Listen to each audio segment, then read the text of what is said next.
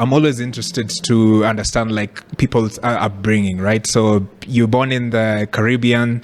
I mean, for us, especially me, my first interaction, my first things that I had in mind about the Caribbean was in high school.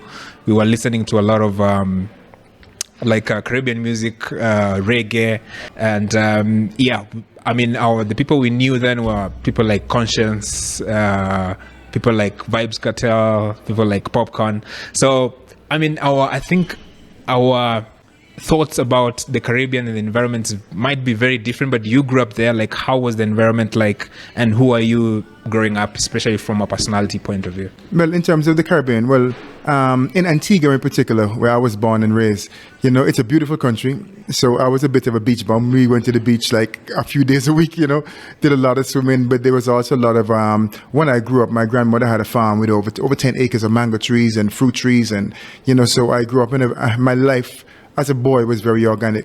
And back then, I was not a vegan back then, but we were exposed to a lot of indigenous vegetables and fruits and so on. So in terms of what happened to me in particular is that growing up and being raised in an environment, I mean, it's beautiful. As a child, you're innocent, not aware of anything on the political side of things, not even aware for a slight minute that we were slaves that we had stolen from Africa, not slaves, but kings and queens stolen from Africa and forced to work as slaves. And then these are generations of us born there. And so we grew up in a system that I would say for me, I look at it as a Eurocentric system that was designed to keep African people oppressed for those of us who came out of the slavery environment. But then as we grew up, we began to work in it and try to make sense of it and fit in it and work with it.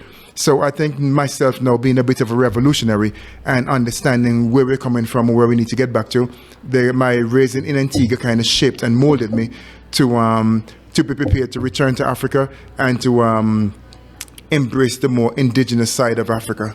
Those things are changing here too, But in Antigua, we were young, free, wild. It was nature all around, So it has changed quite a bit now, where it's more of a tourist attraction type country.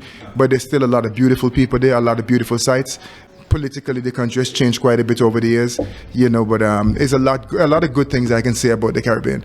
But most of all, I would say that it's your people from Africa who are living in the Caribbean, not diasporans, but actually Africans who just happen to be born and raised there, Yeah, that's interesting that you mentioned that. I mean, so what was the decision like for you to come to Kenya? I mean, there are so many other countries you could have, chosen to spend most of your time on. Like, what was that journey like, and what was that decision like?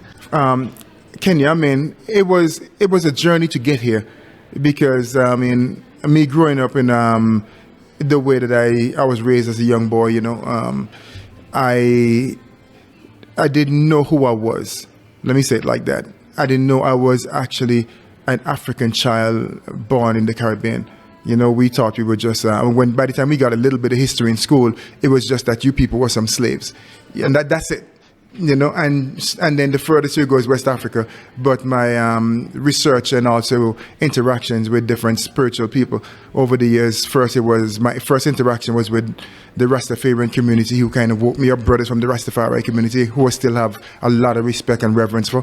And then later I met a brother from the African Hebrew Israelite community who took me all the way back to Israel. So, having the connection that African people were actually Israelites, that the slaves who were stolen from Africa that was actually prophetic, that these people would be chastised and be taken off the continent, that Africa would be colonized. All this is in the Bible. So then I woke up, man, I was like, okay, this is making too much sense. So it took me all the way to Israel and back to Antigua before realizing our place in the continent. So what actually happened, long and short of it, is that I became a member of the African Hebrew Israelite community, who I'm still a representative of. And we work in different parts of Africa. And our job, we create institutions that facilitate healthy living. And if I was summarize it, it's more so bringing back what was taken from us as a people.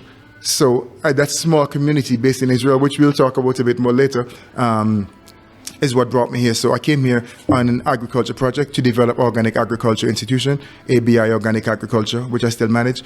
And then the music, I met brothers like Gilad and some of the other Wyrie and Giuliani and the other guys in industry, Donna, you name it. But agriculture brought me here, and music kept me here.